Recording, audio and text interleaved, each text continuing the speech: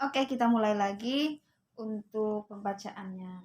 Oke, semoga firman yang kita perdengarkan malam ini bisa menjadi rema di hati kita dan hati kita menjadi tanah yang subur yang siap ditanami firman Tuhan. Amin.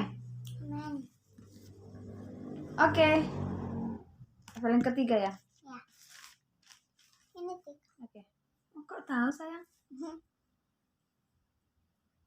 Yohanes Pembaptis. Oke, Yohanes kan tahu kan? Yohanes itu dulu dialah yang membaptis Tuhan Yesus. Pada waktu itu tampillah Yohanes Pembaptis di padang gurun Yudea dan memberitakan, "Bertobatlah sebab kerajaan surga sudah dekat." Sesungguhnya dialah yang dimaksud Nabi Yesaya ketika ia berkata, "Ada suara orang yang berseru-seru di padang gurun, persiapkanlah jalan untuk Tuhan, luruskanlah jalan baginya." Yohanes memakai jubah bulu unta dan ikat pinggang kulit, dan makanannya belalang dan madu hutan. Maka datanglah kepadanya penduduk dari Yerusalem, dari seluruh Yudea, dan dari seluruh daerah sekitar Yordan. Lalu sambil mengaku dosanya mereka dibaptis oleh Yohanes di sungai Yordan. Nah, dulu itu sebelum Yesus lahir, Yohanes ini udah lahir dan itu sudah tertulis memang dia akan mendahului Yesus. Nah, dia itu dan semua yang terjadi dan sebelum Yohanes pun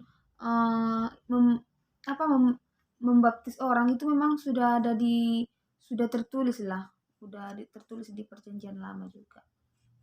Oke.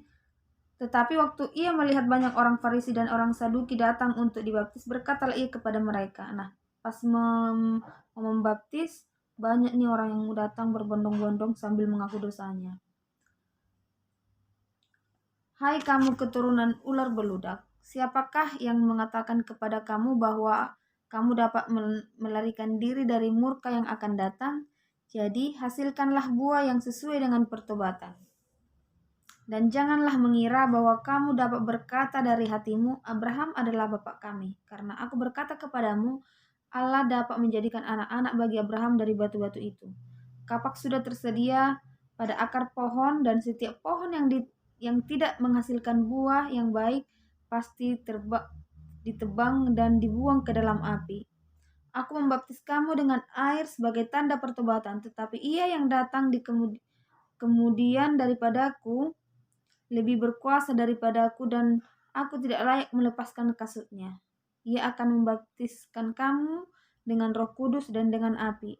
Alat penampi sudah di tangannya. Ia akan membersihkan tempat pengerikannya dan mengumpulkan gandumnya ke dalam lumbung. Tetapi debu jerami itu akan dibakarnya dalam api yang tidak terpadamkan.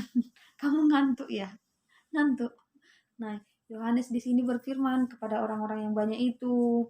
Nah, kita kan dibaptis itu kayak mamamu kemarin yang dibaptis, itu artinya kita mengakui dosa kita.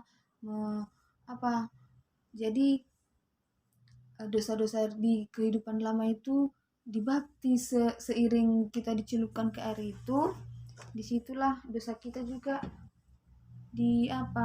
terbuang. Tetapi jangan cuma dibaptis aja, harus bertobat katanya di sini. Karena pohon yang tidak menghasilkan buah yang baik itu ditebang. Itu ibaratnya kalau kita yang nggak baik, nggak sukses kita nanti. Nggak bisa lah kau jadi artis. Pokoknya harus baiklah kita. Ya jangan cuma dibaptis aja udah nggak baik lagi besoknya. Jangan gitu ya, bro. Yesus dibaptis Yohanes. Nah, dengar ya sayang. Maka datanglah Yesus dari Galilea ke Yordan kepada Yohanes untuk dibaptis olehnya. Tetapi Yohanes mencegah dia, katanya, "Akulah yang perlu dibaptis olehmu, dan engkau yang datang kepadaku." Nah, datang Yesus mau dibaptis, tetapi Yohanes tadi dibilang sama Yesus, "Jangan, aku nggak mau membaptis kamu, nggak pantas, harusnya aku yang dibaptis," katanya gitu kan. Lalu Yesus menjawab, terus jawab Yesus gini, katanya kepadanya, Biarlah hal itu terjadi, karena demikianlah sepatutnya kita menggenapkan seluruh kehendak Allah. Nah, seperti yang Tante bilang tadi, karena itu semuanya sudah ada tertulis. Makanya dibilang Yesus, gak apa-apa, baptislah aku supaya genap semua firman yang ada yang tertulis itu. Gitu.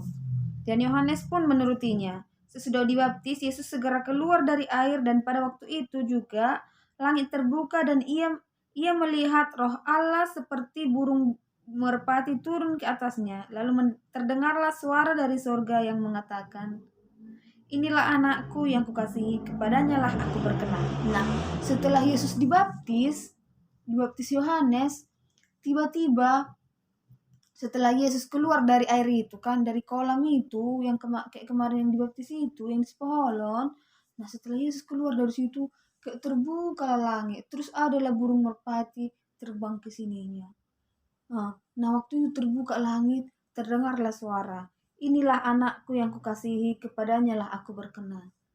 Suara Allah, Tuhan Bapak kita, dibilangnya lah sama kita, sama orang banyak itu waktu itu, "Inilah anakku." Yesus tadi setelah dibaptis dibilangnya lah, "Inilah anakku. Anakku yang kukasihi, kepadanya lah aku berkenan." Makanya kalau kita mau menyembah Tuhan itu harus dengan kata Yesus, karena Yesus itu anak Allah. Ya sayang? Oke. Udah sampai udah selesai. Besok kita sambung lagi. Oke. Nah, teman-teman, terima kasih. Hari ini tanggal 30 ya, 30. Besok tanggal 31. Udah tahun baru ya sayang. Happy New Year semuanya. Selamat tahun baru. Mari kita di tahun 2021 nanti kita memperbaiki diri kita sebaik mungkin, meninggalkan masa-masa kelam, maaf guys, banyak kali nyamuk. Meninggalkan masa-masa yang membuat kita tidak mendekatkan diri kepada Tuhan. Hempaskan semuanya itu. Mari kita mencari Tuhan, mencari wajah Tuhan, mencari kebenaran, maka Tuhan pun akan memberikan jalan kepada kita. Pokoknya kita harus belajar dari 2020, banyak kegagalan mungkin, banyak kesalahan yang kita perbuat. Ini tidak lagi menggurui ya, saya lagi menceritakan juga, menceritakan sebagian dari hidup saya. Jadi kita sama-sama belajar dan berjuang untuk tahun 2021 yang lebih baik. Semoga kalian semua apapun yang kita planningkan, apa yang kita rencanakan di tahun 2021 itu semua tergenapi dalam nama Yesus. Happy New Year. Dadah. Selamat tahun baru. Mwah.